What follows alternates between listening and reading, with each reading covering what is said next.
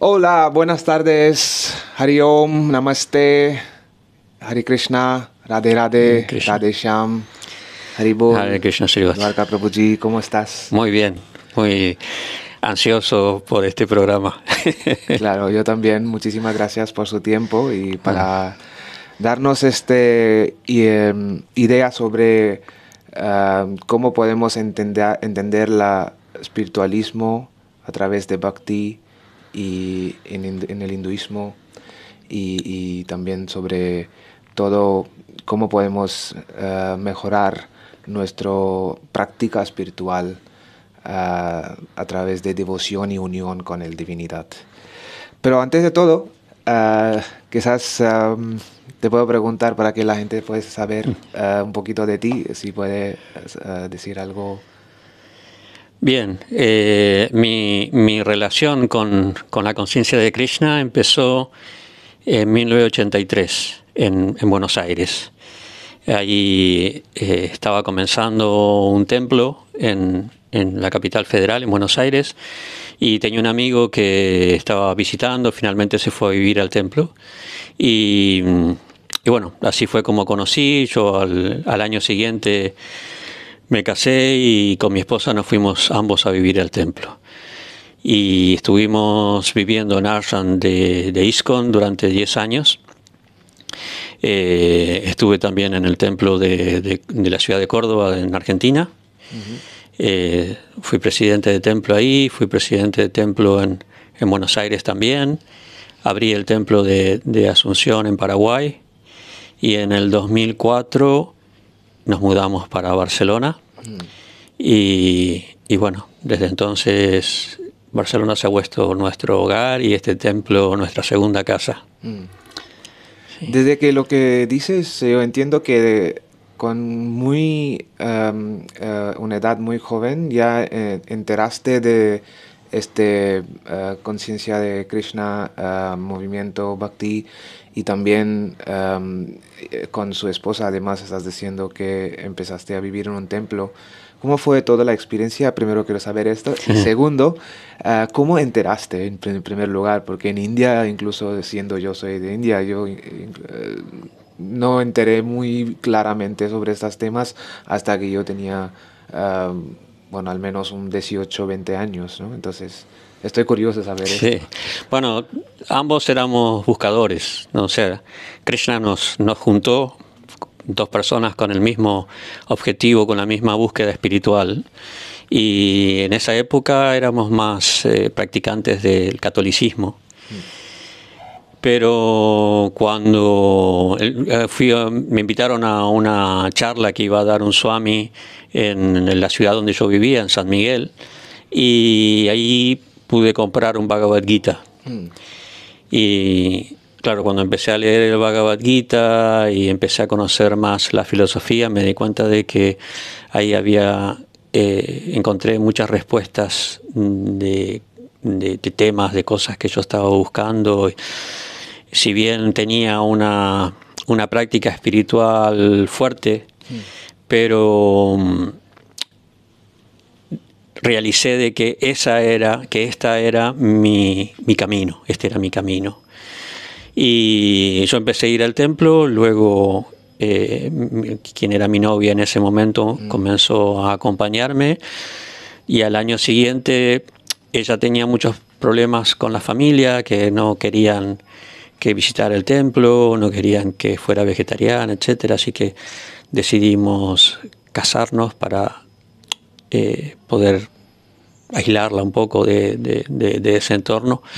Y en esa época en Argentina era muy poco lo que se conocía. O sea, el templo había sido, si bien la conciencia de Krishna había comenzado en la década del 70, pero cuando fue el golpe de Estado y vino el gobierno militar, prohibieron a todas las religiones que no fueran cristianas.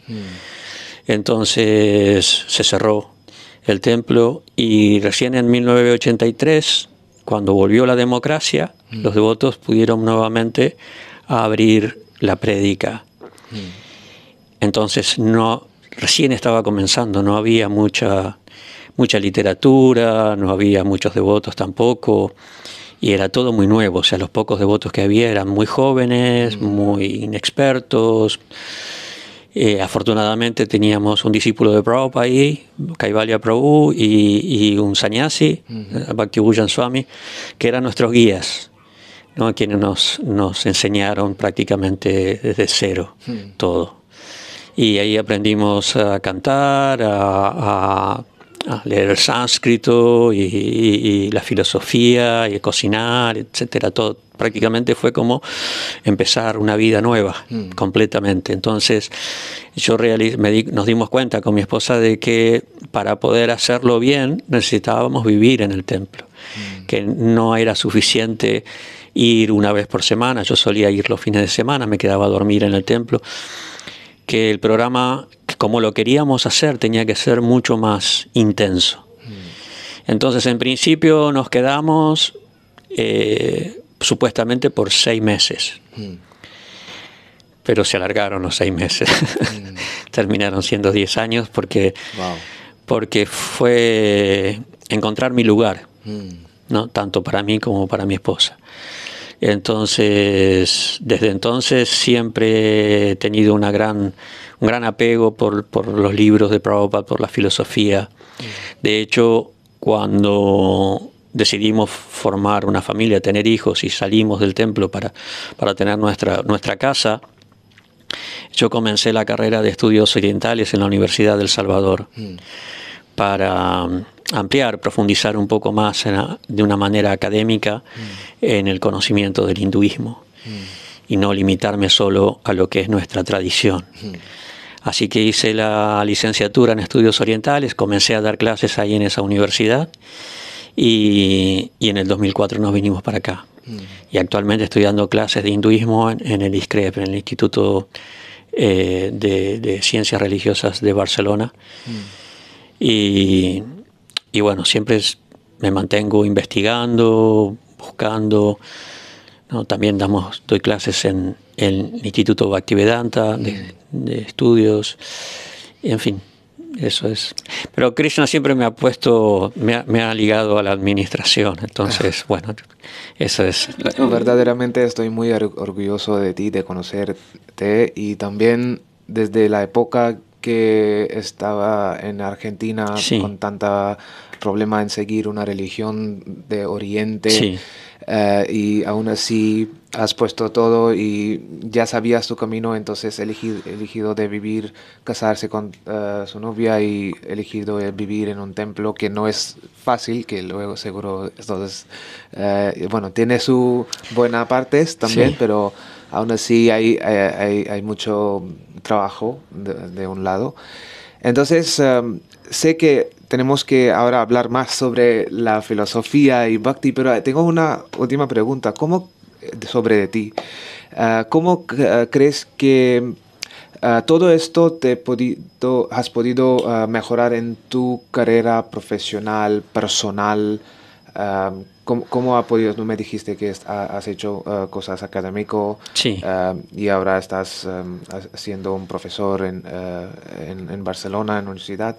Así que estoy curioso de saber también de cómo ha podido todo camino a Conciencia Krishna te ha podido mejorar en tu enfoque y en tu carrera básicamente personal. Lo que pasa que en Occidente,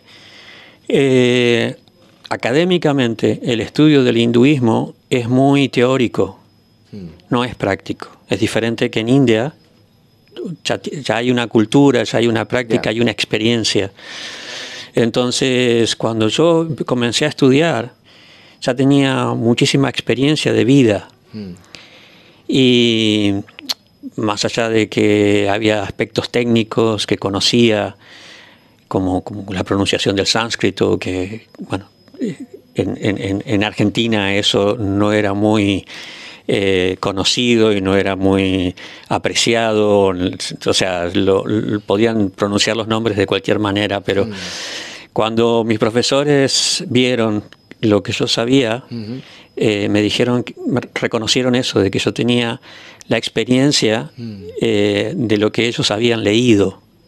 Y hay una gran diferencia entre leer y practicar. porque a diferencia de la filosofía occidental, la filosofía de la India es vivencial, es práctica, no es algo para hablar solamente, no es algo o para especular, o digamos, como Aristóteles decía, que las personas empiezan a filosofar cuando ya tienen todas las necesidades cubiertas y no tienen nada que hacer, entonces filosofan. Esa es un poco la modalidad en Occidente. Pero la filosofía en la India es de vida, o sea, uno tiene que llevar a la práctica todo lo que estudia, todo lo que hace, todo lo que cree. Y eso es lo que aprendí en el templo, ¿no? Que aparte, Prabhupada lo presenta de una forma muy accesible. Hay conceptos filosóficos muy profundos, conceptos teológicos muy profundos, pero los presenta de una manera que cualquier persona puede entenderla. Entonces nos hizo, para mí la conciencia de Krishna fue descubrir un tesoro, una bendición que alguien me lo puso muy accesible, me lo puso muy cerca. Entonces para mí, a mí me ha marcado para toda la vida. O sea, si bien uno ya tiene toda una historia de antes, pero fue un poco empezar de vuelta, empezar nuevamente y de una forma mucho más profunda, mucho más interna, más espiritual. Ahora cambiemos la tema y hablamos de esta misma tema profunda espiritual que estás hablando, ¿no? Para los que no entienden o no saben mucho, muy claro, o están justo empezando con este camino espiritual a través de hinduismo o conciencia Krishna, ¿qué es Bhakti para ellos? Para simplificar un poquito. Bhakti se puede traducir directamente de una forma muy simple como devoción. Pero si solamente decimos eso, puede ser algo extra en la vida de una persona. Bueno, alguien puede tener devoción por un santo o pero en realidad Bhakti es la naturaleza esencial del alma. Bhakti es una característica propia de nuestro ser, que se manifiesta en el mundo de todas maneras posibles. O sea, todo el mundo tiene apego, amor, atracción, devoción por algo o por alguien. Es una cualidad inherente del ser. Es una cualidad esencial. Pero su origen está en nuestra relación con Dios, ¿no? Debido a que Dios es nuestro origen, todos estamos buscando ese contacto primordial, ese contacto originario. No es como, por ejemplo, si yo soy huérfano y no conozco nada de mi familia, de mis antepasados, de dónde vengo, no sé nada, de nada. Probablemente voy a estar toda mi vida buscando esa identidad, ¿no? Y desde el punto de vista espiritual, Bhakti es lo que nos conecta con nuestra identidad espiritual. Es asimilar o es encontrar cómo relacionarnos con nuestro origen, con nuestros antepasados, con nuestro antepasado original que es Dios. Entonces, Bhakti se va a manifestar de muchas maneras en el mundo, pero cuando se transforma en Bhakti o devoción hacia Dios, es lo que verdaderamente puede satisfacer ese vacío, esa búsqueda. ¿No? O sea, podemos encontrar una satisfacción en conocer nuestro linaje familiar, pero es limitado. O alguien puede sentirse muy orgulloso de su nacionalidad, de sus orígenes, de su cultura, pero es limitado, ¿no? Y es temporal. Pero cuando encuentras la conexión con tu origen espiritual y la forma de relacionarte con ese origen que es el Bhakti, entonces uno realmente se siente satisfecho y puede encontrar la paz y la felicidad, ¿no? cierto, porque también yo vengo de una cultura que siempre, mis padres, por ejemplo, me siempre decían que la relación más cercana con Dios es posible a través de Bhakti. Hay muchos otros caminos, por ejemplo, hay camino de Karma Yoga, hay Sí, camino de Jnana Yoga, hay caminos otros espirituales en hinduismo mismo, y cuando hablamos de Bhakti también existe Bhakti en sufismo, el sikhismo, en sí, otras religiones, pero más precisamente esta relación que estás hablando para acercar más a la divinidad, no creo que tampoco he visto, no tengo, tampoco tengo mucha experiencia en esto, pero con poca experiencia que he tenido gracias a Dios, es verdad, es cierto que he podido realizar bastante bien la conexión y la cercanía con la divinidad que al final obviamente nos ayuda a mejorar un poquito, ¿no? Personalmente y nos da un fe, nos da, a mí, por ejemplo, me ha ayudado mucho en casos cuando yo estaba con ansiedad, ujú, con depresión, con problemas familiares que al final son nada, pero cuando estás alrededor de todos estos problemas siempre estás pensando esto, pero es el momento cuando me vino um, muy útil esta herramienta Bhakti, digamos, ¿no? Pero ¿cómo es diferente de Karma Yoga y Jnana Yoga? ¿Qué es tu...? La gran diferencia que hay con los otros caminos de yoga, que están porque hay personas que son diferentes, o sea, naturalmente alguien se va a sentir más inclinado Mm, por el jnana o por el karma o por el raja. mm, Uh, pero la gran diferencia que hay entre el bhakti y con todos los demás es que los demás puedes practicarlo solo. mm, El jnana yoga depende de que tú estudies, que tú investigues, que tú medites. No, el raja yoga especialmente es algo que enfatiza mucho en el aislamiento. mm, ¿No? Kaivalya significa aislarse. mm, ¿No? En el samadhi uno tiene que estar completamente aislado. mm, La mente no tiene que tener ninguna influencia, nada. El karma es más solidario, o mm, sea, tú lo practicas en relación con otra gente, pero básicamente depende de ti. mm, El bhakti no.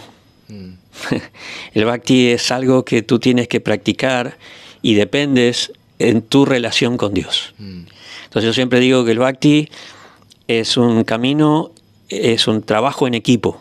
mm, Tú te acercas a Dios, ¿no? Prabhupada decía, si das un paso hacia Dios, Dios da 100 pasos hacia ti. Dependes de su gracia, dependes de su misericordia. mm, Entonces, ¿qué sucede? Cuando Él ve que uno está tratando de acercarse, Él te ayuda. Él te da la inteligencia, como explica el Bhagavad Gita, de mí proviene la memoria, el conocimiento y el olvido, dice. Entonces, Él te da la capacidad para entender, desde el corazón te va iluminando. Entonces, tú no estás solo, tienes una gran ayuda. Esa es una de las grandes cualidades o características del bhakti, ¿no? Y la otra es, como te decía antes, que es parte de nuestra esencia, es parte de nuestra naturaleza. Entonces, no es algo tan difícil, ¿no? Para practicar el jnana yoga hace falta cierta capacidad intelectual, porque si no, no entiendes. Para el Raja Yoga también hay que tener una cierta inclinación a la meditación. Hay personas que son muy inquietas, que les cuesta, ¿no? Y para el Karma Yoga, pues es más fácil en un sentido. Por un lado, el Karma Yoga está muy cerca del Bhakti Yoga. sí. En realidad, la única diferencia que hay está en la conciencia. Es decir, cuando tú sirves a otros en el Karma Yoga, pero cuando entiendes que esos otros son también parte de Dios, ya eso es Bhakti Yoga. Cuando incluyes a Dios en la ecuación, ya es Bhakti Yoga. Sí. Hay muy poca diferencia entre el karma y el Bhakti. Así que para mí la cualidad o las cualidades fundamentales del Bhakti son esa relación con Dios, ese trabajo en equipo y la naturaleza, o sea, la cualidad natural de las personas de servir, de ayudar, de compartir. No, de hecho, Bhakti, la palabra Bhakti viene, la traducción sería compartir. Wow, no sabía Sí, esto. Sí, sí. okay. Pues esencia o conciencia del alma que estás hablando de servir, compartir, también existía en muchos diferentes, digamos, culturas. Sí. Por ejemplo, en las culturas de Mayan.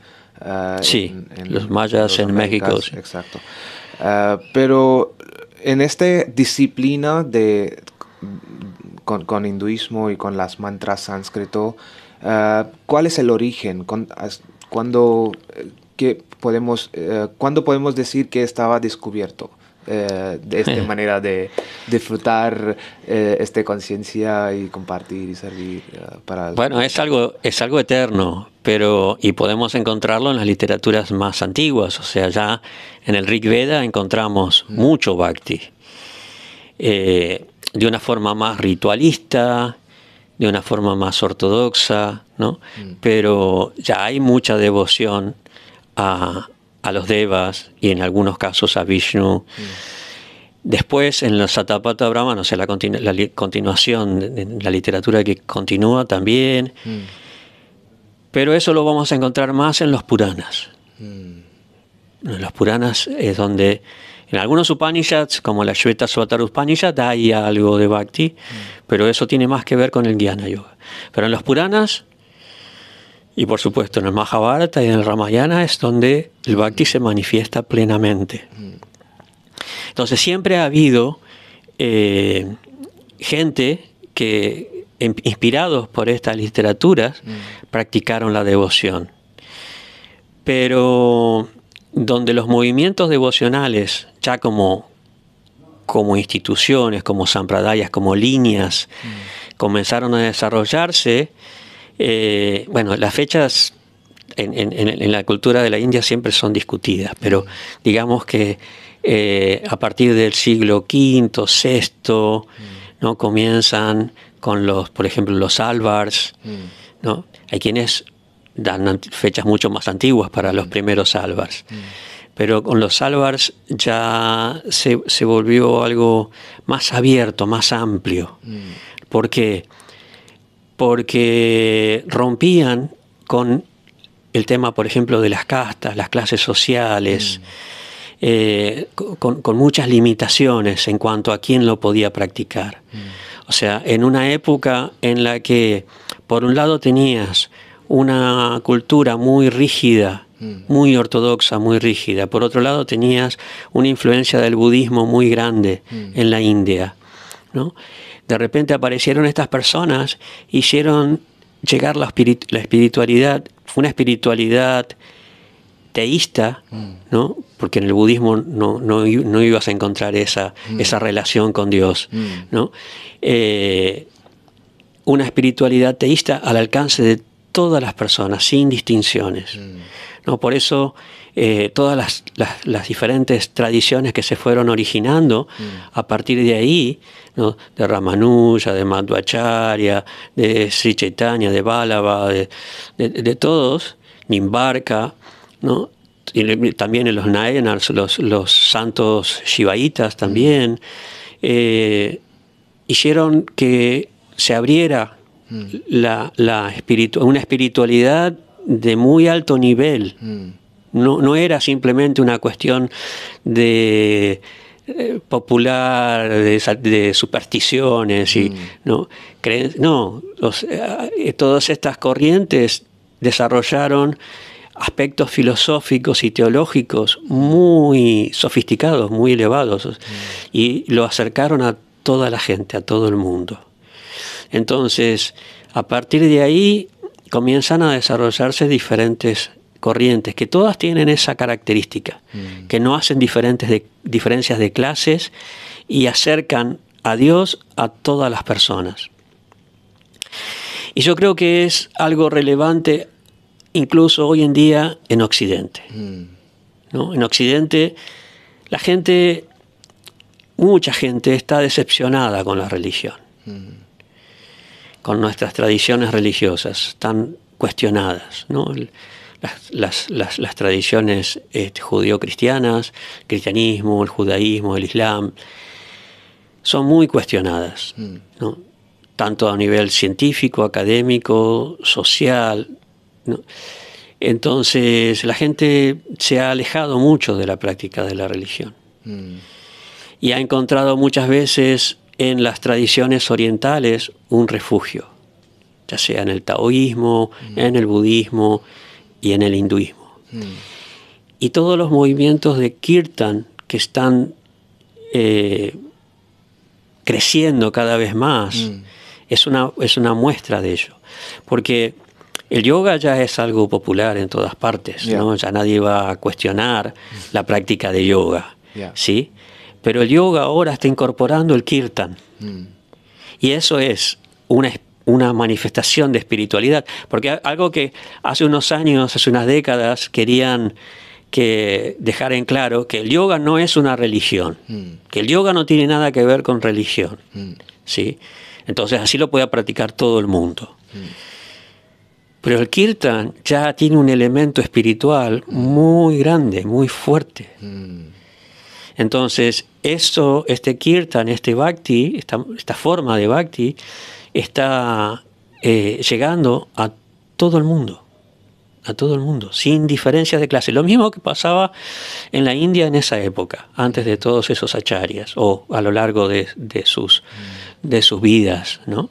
Como hizo Sri Chaitanya y tantos otros. Cuando Prabhupada trajo el mensaje de Chaitanya a Occidente, comenzó y gradualmente fue desarrollándose en muchas otras tradiciones también. Y yo creo que es un fenómeno que está repitiendo lo que sucedía en la India en esa época. O sea, por un lado, una estructuras sociales rígidas, ¿no? ¿Quiénes fueron los primeros discípulos de Prabhupada? Los hippies, ¿no? O sea, todos aquellos que estaban reaccionando, ¿no? Con la contracultura, ¿no? Reaccionando a estratos sociales muy rígidos. Por un lado eso, ¿no?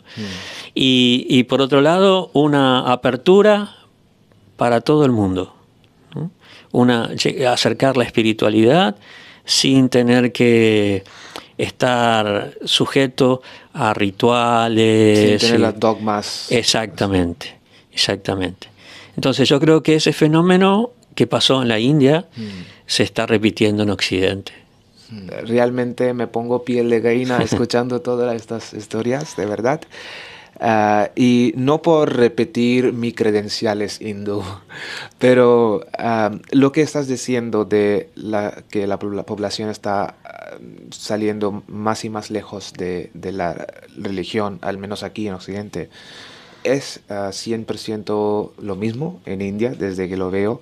Y los jóvenes, además, no quiere hablar mucho porque hay una parte política y luego la otra parte que es los antiguos problemas de discriminación por castas. Sí. Aunque no está entendido muy bien, pero por lo poco lo que han aprendido con este sistema de educación de colonistas, no respeta mucho, es la lástima. Pero desde lo que me estás contando sobre desde las Alvars hasta los Acharyas, Ramanujacharya, Shankaracharya, incluso los de Shaivas, sí, los Nainas, sí. que me hablaste, sí. Cuando escucho Bhakti a través de Kirtan, lo veo más tradición Vaishnava, ¿no? Muy predominante. Pero cuando hablas de la tradición de Shivaitas, entonces de la Adi Shankaracharya, desde Adi Shankaracharya hasta los Nayanars, ¿también existía en este camino Bhakti? ¿En qué modo? Si no por Kirtan.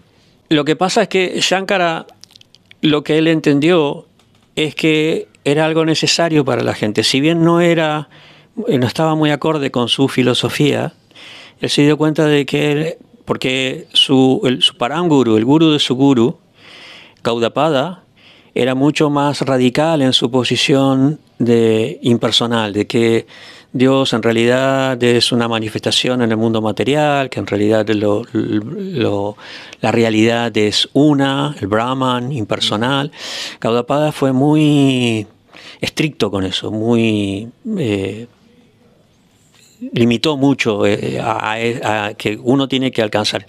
Pero Shankara se dio cuenta de que tenía que ser más flexible. Entonces él no solo que inspiró a la gente en la práctica de la devoción, él mismo compuso poemas devocionales, ¿no? Entonces sus seguidores también. Yo he conocido sannyasis shankaritas que eran muy devocionales, ¿no? Si uno, por ejemplo, lee algunos escritos de Swami Shivananda, son fantásticos, ¿no? O sea, él escribe una biografía de Sri Chaitanya, por ejemplo, con tanto respeto, con tanta devoción, que es impresionante, ¿no? Y eso es algo característico de la cultura de la India, que no ponen límites, que hay mucha más apertura a entender que otra persona puede adorar a Dios o puede practicar la espiritualidad de una forma diferente. Por eso vamos a encontrar muchas veces mezclas de un monoteísmo Vaishnava con una filosofía impersonal, que lo encontramos en los Upanishads, incluso lo podemos encontrar en el Bhagavad Gita. Krishna es muy abierto, ¿no? cuando se presenta a sí mismo. Y la filosofía de Chaitanya es que la verdad es tanto personal como impersonal. Entonces, depende de nosotros dónde ponemos el énfasis. Pero en muchas de estas tradiciones, en Nandev, en Kabir, en Yaneshwara, Tulsidas. Sí, Tulsidas, combinan las dos cosas, ¿no? Y muchas veces, bueno, aquellos que enfatizan más la parte devocional, a mí personalmente la filosofía Advaita se me hace un poco difícil de digerir. No, me cuesta, porque la experiencia de un Dios personal y la devoción, en mi caso, es muy fuerte. Entonces, toda mi énfasis está, y para muchas personas como yo, o más todavía, estas mezclas nos resultan raras, ¿no? Yo recuerdo la primera vez que empecé a leer el Ramayana de Tulsidas, me pareció un poco extraño. Que en la India no tienen ese problema. En la India no tienen ese problema, o sea, no pueden lidiar con los dos aspectos indiferentemente y son enriquecedores.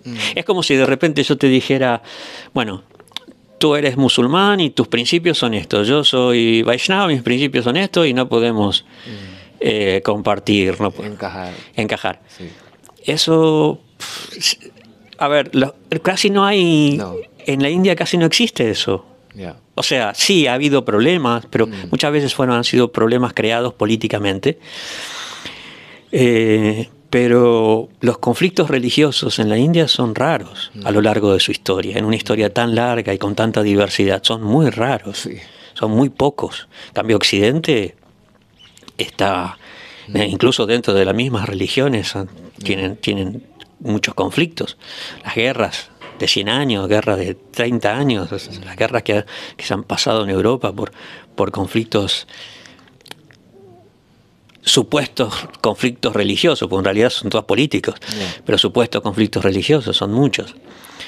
Entonces, a mí o sea, con el tiempo que he ido conociendo más y que he ido leyendo más, el hecho de apreciar otras tradiciones se me ha hecho algo mucho más práctico, algo mucho más real, ¿no? De poder valorar y apreciar y respetar otras tradiciones. Es muy importante.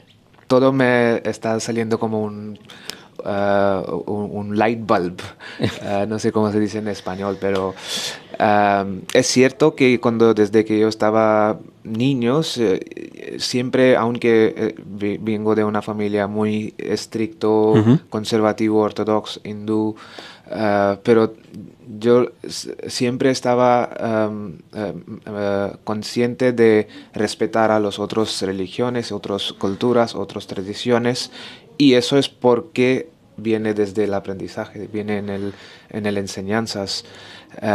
Y yo no puedo creer en un país como India en esta época, con tantas diferencias y con tantas ideas, ideologías, filosofías distintas existiendo en la misma región, puede haber un problema de que venga un musulmán o un cristiano practicando su religión.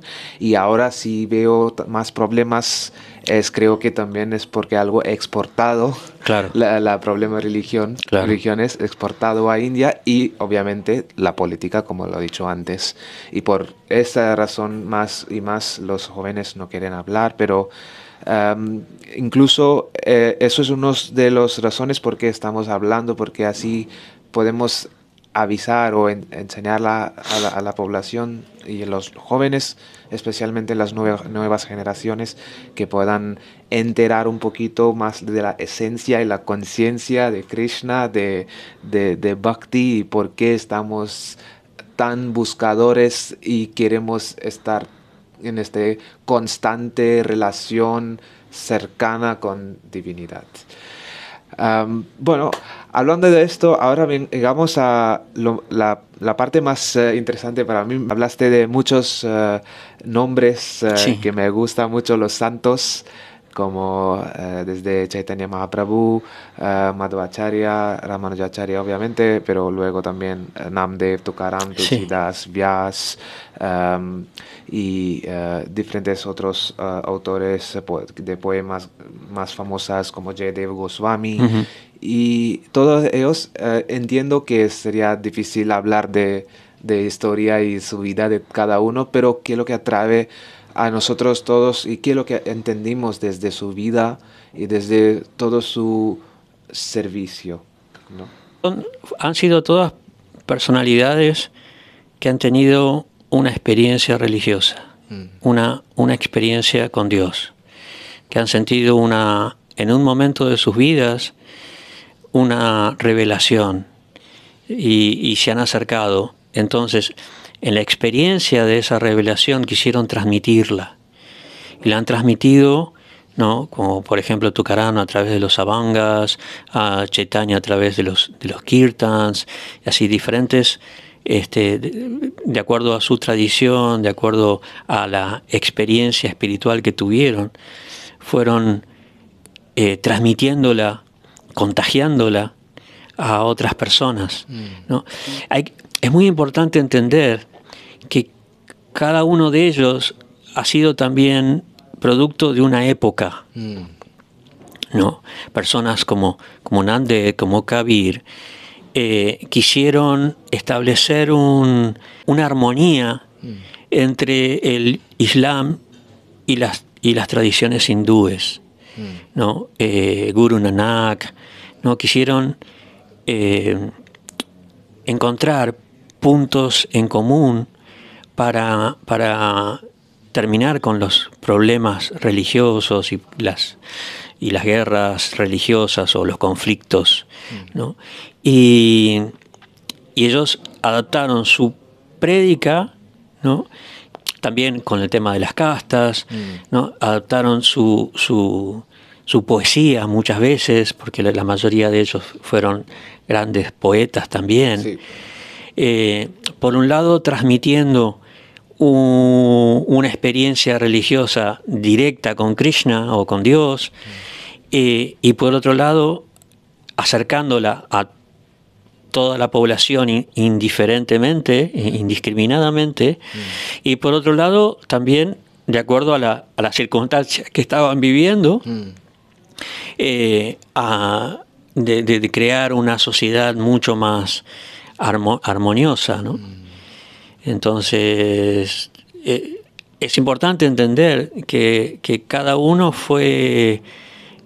adaptó lo que transmitía de acuerdo a su época, a su momento, ¿no? Por ejemplo, si tú analizas la filosofía de Ramanujacharya, ¿no? Que él escribió más desde el punto de vista filosófico, no tanto poéticamente, kirtans y poesía, sino más y Madhvacharya. Hay una gran diferencia entre los dos. Ambos Vaishnavas, ¿no? Pero con un siglo de diferencia, ¿no? O sea, Madhva estaba muy cerca de Shankara, y Shankara tiene un peso muy grande en la filosofía de la India. Entonces, él vio de qué manera la filosofía de Shankara podía ser más personalista, ¿no? Entonces, presentó una filosofía, un tipo de Advaita, Vishishta Advaita, ¿sí? Ya más lejos en el tiempo, ¿no? Madhva dijo, no, esto hay que darle un corte. Dale un corte. No sé, dijo, no, nada de Advaita, ¿no? Y cada uno fue presentando, ¿no? Chaitanya Mahaprabhu fue muy amplio, muy abierto. Sí, bueno, ambas, sí. Pero fíjate, uno de nuestros acharyas principales, Bhaktivinoda Thakur, que fue un gran poeta, que escribió muchísimas de las canciones que nosotros cantamos, él, un poco como le pasó a mucha gente, no tenía contacto con la conciencia de Krishna porque estaba muy escondida. En su época estaba muy escondida. Solamente quedaban algunos babas que no tenían mucho contacto con la sociedad, que seguían practicando el camino de la filosofía de Chaitanya. Y lo que él veía en la sociedad, él era juez. O sea, venía de una familia muy ortodoxa, ¿sí? Era un juez que trabajaba para el gobierno inglés. ¿No? Entonces él tenía un gobierno inglés de una época victoriana, muy ortodoxo, todo, ¿no? Entonces él tenía una influencia cristiana, porque por su contacto con Inglaterra, la educación inglesa, etc. Y él no encontraba mucho que valorar en su cultura. ¿Por qué? Porque en ese momento, en Bengal, había mucha deformación de las tradiciones, ¿no? Había corrientes personas que tomaban la espiritualidad de una forma muy material, ¿no? Por ejemplo, practicaban un tantrismo que no tenía como objetivo la liberación o la elevación espiritual, sino era simplemente una forma de disfrutar sexualmente disfrazada de espiritualidad. Entonces él empezó a ver todo eso y no le parecía, o sea, no le parecía algo practicable, atractivo. Finalmente encuentra primero un Bhagavatam, imagínate, el Bhagavata Purana no lo podía encontrar. En Bengal, en fines del siglo XIX, no lo encontraba. Finalmente encuentra una copia del Bhagavad Purana, que él había escuchado, y escribe comentarios. Y después encuentra una copia de la biografía de Chaitanya Mahaprabhu. Él entonces, a pesar de que es un alma autorrealizada y que tuvo grandes revelaciones, él estaba influenciado por ese entorno, por ese contexto pseudo religioso. Entonces él puso una mayor énfasis en la relación personal con Dios que en una idea de Dios impersonal. ¿No? En nuestra tradición nosotros venimos en esa línea. Entonces, en todos nuestros libros tú vas a encontrar más un énfasis en la relación personal con Dios y no en el aspecto impersonal. ¿No? Esto cuando viene a Occidente, en Occidente, Prabhupada a veces hablaba de los impersonalistas y una vez un discípulo le dijo, pero tú siempre hablas de los impersonalistas. ¿Quiénes son los impersonalistas? Porque en Occidente el impersonalismo no existía. ¿No? O sea, esa idea de un todo sin informe no era propio ni de la filosofía, excepto algún que otro filósofo como Spinoza. La mayoría, todos estaban influenciados por una teología cristiana personalista, muy personalista. Entonces, en Occidente, lo que de repente hacía más falta era esta idea de unidad, ¿no? Y por eso es que es la que se ha desarrollado más y se ha identificado más con el hinduismo, ¿no? La visión de que todo es uno, ¿no? De esa imagen impersonal, porque social, culturalmente, en el Occidente hacía falta más eso, Sí. y establecer menos las diferencias, ¿no? Pero son dos aspectos de la verdad, son dos aspectos del Supremo. Entonces, lo que hay que entender de todos estos santos, y de sus mensajes, que son parte también de una época, de un momento, y a ver cómo lo podemos plasmar, cómo lo podemos transmitir en nuestro momento, en nuestra cultura. Por eso es tan importante conocerlos y conocer sus filosofías, conocer sus realizaciones, su poesía. Y en todos va a tener un efecto más fuerte, un aspecto que otro. Yeah. Sí. Es natural, porque somos personas diferentes. Yeah.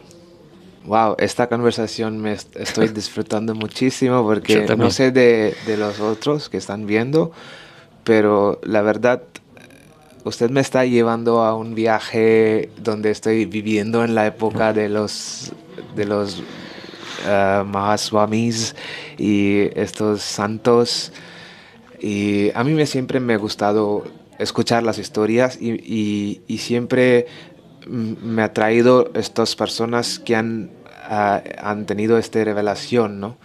Y yo casi lloro y tengo lágrimas cuando me pienso de estas Mahaprabhus. Entonces, muchas gracias por contar toda esta historia, y ahora tengo mucha historia para contar a los otros también, entonces gracias. Pero tú tienes muchísimas historias de tu vida Sí, pero en la no, India. Tanta información detallada, es que en este camino de hacer mucha cosa prácticamente nos perdemos las cosas teoría. Por ejemplo, yo recuerdo desde muy pequeño estuvo leyendo Upanishads, Suktams, Vedas, Chamakas y muchos otros estos textos, himnos védicos, pero desde una edad que no podía pensar yo mismo y no podía preguntar por qué, y casi como fue una imposición o un deber que tengo que hacer, aparte de toda la academia y otras cosas, y Claro. música, arte, bla, bla, bla, y tenía que hacer esto. Gracias que he tenido esta educación por la familia, gracias a la familia. Obviamente hoy estoy muy orgulloso y muy con gratitud, pero en este momento no tenía esta idea de por qué, ¿no? Y no sabía preguntar. Muchas veces los mayores te dicen, no puedes preguntar tanto, ¿no? Es que no sabe responder, y la respuesta es, no puede preguntar para todas las cosas. Entonces, ahora más y más estoy enterando, y en esta más detalladamente, como me has explicado, creo que hoy para mí es una revelación. Entonces, gracias. Y tanto como me dijiste, ¿no? Que lo que he entendido, que hay muchos caminos, al final el verdadero es uno. Ellos lo que han puesto este raíz de este pensamiento, ¿no? Hablando de este camino, especialmente de conciencia Krishna, y entonces ahora vamos a hablar un poquito de Bhagavad Gita. Sé que sería muy difícil resumir todo en como en una podcast de poco tiempo, pero para que la gente pueda enterar, quien no sabe, quien nunca ha leído Bhagavad Gita, ¿qué fue la mensaje de Krishna por la humanidad? ¿Y por qué todo lila de Mahabharata en tu punto de vista? El Bhagavad Gita es el ABC. Tú en el Bhagavad Gita vas a encontrar muchas diferentes opciones, diferentes caminos, porque Krishna le estaba dando diferentes opciones a Arjuna y a través de él a toda la humanidad. Cuando se describe a Vishnu, hay una joya que él tiene en la corona, que es la joya Vaidurya. Se describe que esa joya a veces parece amarilla, a veces roja, a veces azul. Lo cierto es que es una joya tornasolada. Y entonces, si tú la miras de un ángulo, tiene un color; si la miras de otro ángulo, tiene otro color; y si la miras de otro ángulo, tiene otro color. ¿Sí? Y en el Bhagavad Purana se compara a Dios con la joya Vaidurya, porque tiene muchos aspectos, muchas facetas, y para algunos será azul, para otros será rojo, para otros será verde, para otros será amarillo. ¿Sí? Pero es la misma persona.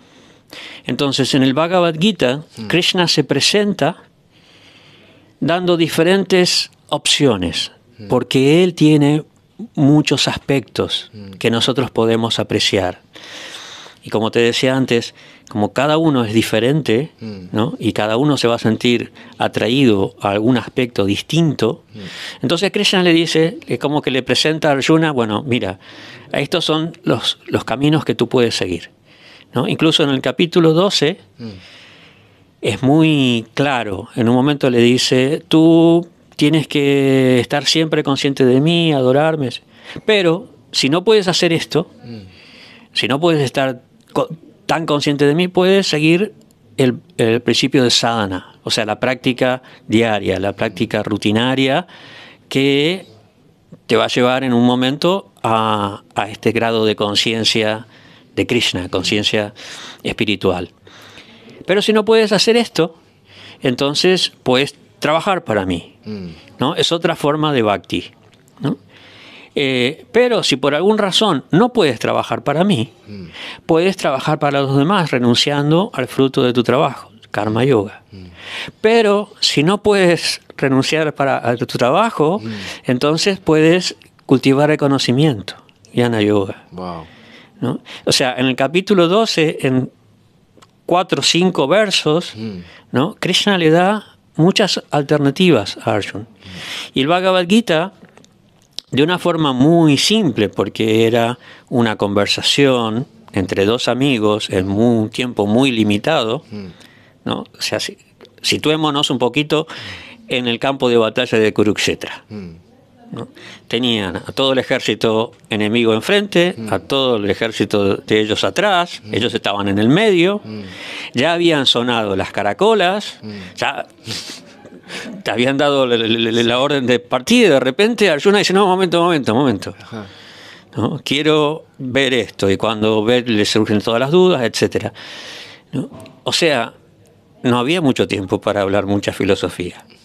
O sea, todo el mundo estaba escuchando, porque era Arjuna el que estaba ahí, era Krishna el que estaba ahí, entonces todo el mundo se estaban conteniendo, pero no había demasiado tiempo, así que fue un diálogo muy rápido, ¿no? Entonces no había como posibilidad de profundizar demasiado. Aún así Krishna, que es Krishna, él pudo darnos a través de ese corto diálogo imágenes y una filosofía muy profunda, ¿no? y presentó diferentes alternativas, diferentes opciones. Eso es lo que es el Bhagavad Gita para mí, ¿no? Que tú tienes un compendio de caminos espirituales que en algún momento enfatiza uno, en otro momento enfatiza otro, aunque el Bhakti se ve a través de todo el Bhagavad Gita, de un conocimiento muy completo.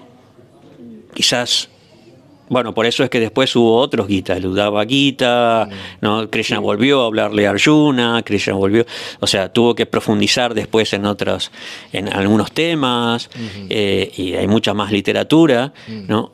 Pero es completo. Quizás no está así teológicamente tan profundo, es muy profundo, pero no está tan desarrollado, ¿no? Pero es completo, es muy completo. Entonces, si uno quiere conocer el hinduismo en sus diferentes versiones, si quiere conocer la filosofía hindú, ¿no? Tiene que leer el Bhagavad Gita. Después, bueno, hay muchas corrientes, pero por algo todas las corrientes aceptan el Bhagavad Gita. Porque es tan amplio, tan extenso en su apertura, en su presentación, ¿no? Y eso es propio de Dios. No es que Dios es un fanático exclusivista, autoritario. Si no me adoras a mí en esta misma forma, entonces estás condenado. No, Krishna se presenta de tantas formas, de tantas maneras distintas. A veces viene la gente al templo y ven los cuadros y preguntan, bueno, acá está verde, acá está azul, acá está amarillo. Porque en Occidente tienen esa imagen de Dios que hay solamente en el caso de cuando se puede representar, porque en muchas tradiciones ni siquiera se puede representar, ¿no? Cuando se puede representar tiene que ser una imagen específica, y si cambia tenemos un problema. Pero en el hinduismo es más la interpretación, ¿no? Es lo que... Sí, o la revelación. Sí. ¿No? Ramayana revela a Dios verde. El Mahabharata revela a Dios azul. Y en los Puranas tenemos tantos colores, ¿no? Sí. Baraja a veces es blanco, a veces es rojo, ¿no? Y así. Entonces, Bhagavad Gita es perfecto en ese sentido, que cualquier persona puede apreciarlo y puede extraer mucho conocimiento. Mira, la universidad donde yo estudié era una universidad católica, jesuita. La fundó un sacerdote jesuita español que viajó mucho por Asia, por India y China especialmente, y Japón, y escribió muchos libros relacionados con la filosofía oriental. Y escribió un libro que se llama ¿Qué es el yoga? Y tiene un capítulo dedicado al Bhagavad Gita. Y en una parte, como conclusión, dice, bueno, sacando el tema de la reencarnación y del karma, este libro es perfecto para cualquier cristiano. Y es así, ¿no? Incluso, bueno, hoy en día hay muchos religiosos cristianos, judíos y musulmanes que no tienen problema con el tema del karma o la reencarnación. Pero bueno, esto fue en la década del 60, así que... En el Occidente hubo muchas personas que, aunque nacieron en otras culturas, otras religiones, en los principios del siglo XX, sí, como Oppenheimer, que está ahora la película. Ahora es famoso. Fue un estudioso del Bhagavad Gita, sí. Exacto, casi estamos llegando a los finales de la reencarnación y karma. Sí. ¿Y qué valor tiene en esta cultura para la gente que quiere saber un poquito mejor por qué es tan importante en aumentar nuestro karma positiva y hacer las cosas buenas para hacer una balanza? ¿Objetivo es reencarnar o no reencarnar? ¿Hacia dónde vamos en esta cultura? El tema de la reencarnación no es nuevo en Occidente. O sea, ya en la filosofía griega era algo que se trataba, es algo que se hablaba. Okay. En algunas tradiciones judías también se acepta, se cree en la reencarnación, especialmente en la Cábala.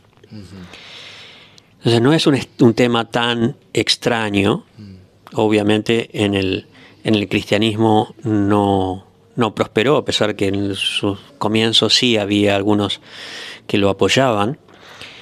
Pero yo creo que la principal razón por la que en Occidente se está aceptando cada vez más el karma y la reencarnación como ideas factibles o hechos, ideas ya aceptadas. Me acuerdo una vez estaba distribuyendo yo en Argentina, muchas veces salía a distribuir libros en los trenes y en los buses, y tenía un libro que se llama Volver a Nacer, que habla específicamente sobre reencarnación. Entonces estaba en un bus y normalmente yo repartía los libros a toda la gente, hacía una presentación y después pasaba a recogerlos.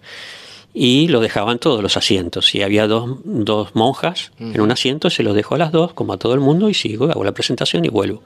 ¿Monjas budistas? No, monjas cristianas, católicas. Okay, católicas. Okay. Entonces, una me lo compra. Ajá. Y la otra le dice, pero esto no existe. Y la que me lo compra me dice, bueno, sí, pero a mí me interesa. ¿No? Digamos, en la razón por la que yo creo que cada vez más gente, incluso religiosos, están apreciando esto, considerando esto como una posibilidad, es porque es la respuesta a preguntas y acusaciones que se les ha hecho a Dios a lo largo de mucho tiempo, cuestionamientos. ¿Por qué nos pasa esto? Ya, por ejemplo, si vas a la Biblia, hay un libro que es el libro de Job, Job es una persona muy piadosa, que tiene mucha fortuna en toda su vida, mucha fortuna de todo tipo. Entonces, el diablo, en un diálogo con Dios, le cuestiona por qué le da tanto a Job. Entonces Dios le dice, porque es muy buena persona, es un buen devoto, es muy piadoso. Entonces el diablo comienza a cuestionarle, ¿no? Sí, eso es porque tú le das. Déjamelo a mí, que yo le voy a sacar todo, le voy a ir sacando y a ver si él se mantiene tan fiel, ¿no? Entonces, y así, él comienza a quitarle, primero le quita todo el ganado, y Job sigue tiene mucha fe y mucha convicción, pero después ya se empieza a meter con la familia, le saca toda la riqueza, le va sacando, el diablo cada vez le va sacando más. Y en un momento Job está completamente desesperado, enfermo, pobre, solo, en una miseria completa. Entonces comienza a cuestionar a Dios. ¿Por qué me haces esto? ¿No? Y la respuesta de Dios es muy autoritaria. ¿Quién eres tú para cuestionarme a mí? Yo creé todo el universo.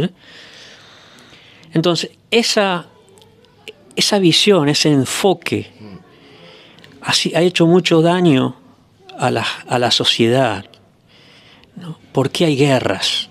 ¿Por qué hay hambre? Si Dios es bueno, uno de los cuestionamientos más comunes que uno escucha cuando predica, si Dios es bueno, ¿por qué mueren niños? Ese es un problema que incluso muchos religiosos tienen.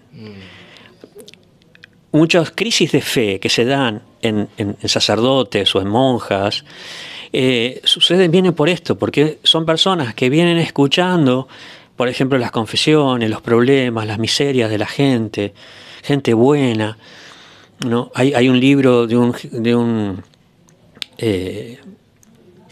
rabino muy famoso, un rabino americano, que tuvo un hijo que tenía una enfermedad, se murió muy joven, y él escribió un libro que se llama ¿Por qué a la gente buena le pasan cosas malas? Entonces él decía, o porque Dios no es todopoderoso y hay cosas que no puede controlar, o porque Dios no es bueno. ante las dos alternativas, prefiero pensar de que Dios no es todopoderoso. Entonces ya no es Dios. Entonces, ¿por qué pasa esto? ¿Por qué todos esos cuestionamientos? Y porque les falta información sobre el karma. Cuando uno entiende la ley de karma, asume la responsabilidad de sus propias acciones. Claro, uno puede decir, bueno, pero yo nunca hice mal en esta vida. Yeah. ¿Y en la otra? Entonces, estos dos conceptos completan la imagen del universo, ¿no? Entonces, la gente, cuando entiende cómo funciona el karma, cómo funciona la reencarnación, empiezan a entender por qué pasa lo que pasa.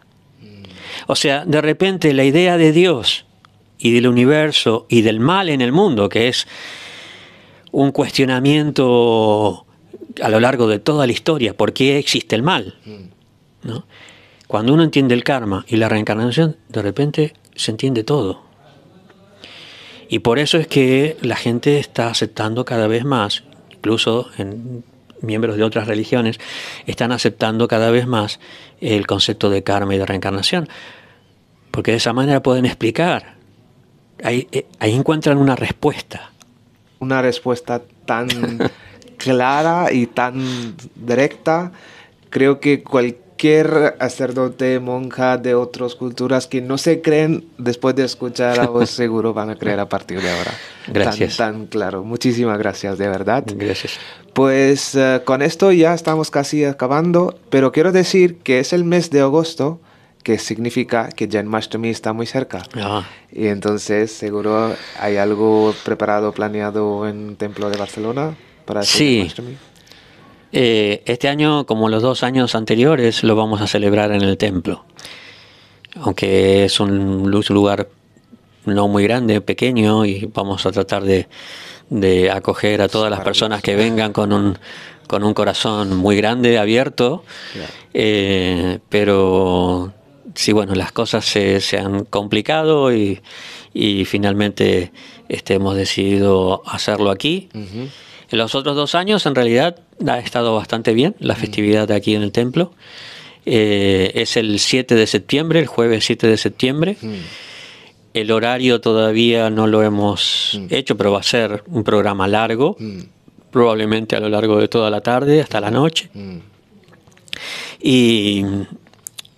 Y bueno, está todo el mundo invitado para venir a festejar, a celebrar con nosotros la aparición de Krishna. Y Krishna le dice a Arjuna en el Bhagavad Gita, los que pueden entender la naturaleza divina de mi aparición y actividades no vuelven a nacer en este mundo. Así que si alguien no quiere volver a nacer o tiene problemas con el tema de la reencarnación, puede tratar de comprender, tomar darshan y tratar de entender qué es Janmashtami, ¿no? ¿Por qué Krishna viene? ¿No? ¿Por qué hay avatars? ¿No? Esa palabra ahora está muy de moda. ¿No? Avatars. Esa palabra se origina en Krishna, en Vishnu. Podemos hacer un podcast entero solo sobre los 10 avatars de Vishnu. Así que es una buena alternativa, ¿no?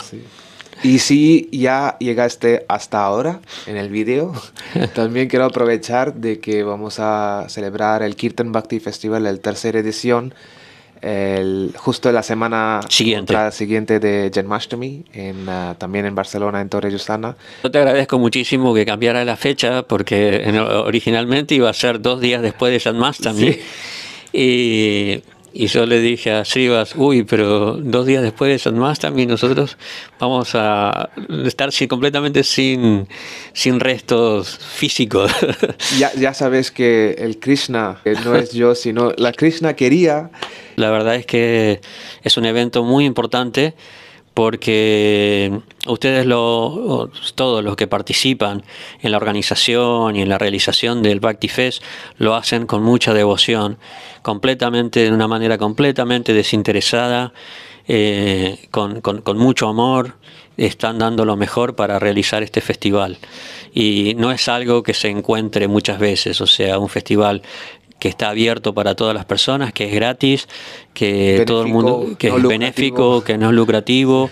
Es importantísimo que la gente pueda conocer y pueda apreciar y pueda venir a participar en el Bhakti Fest.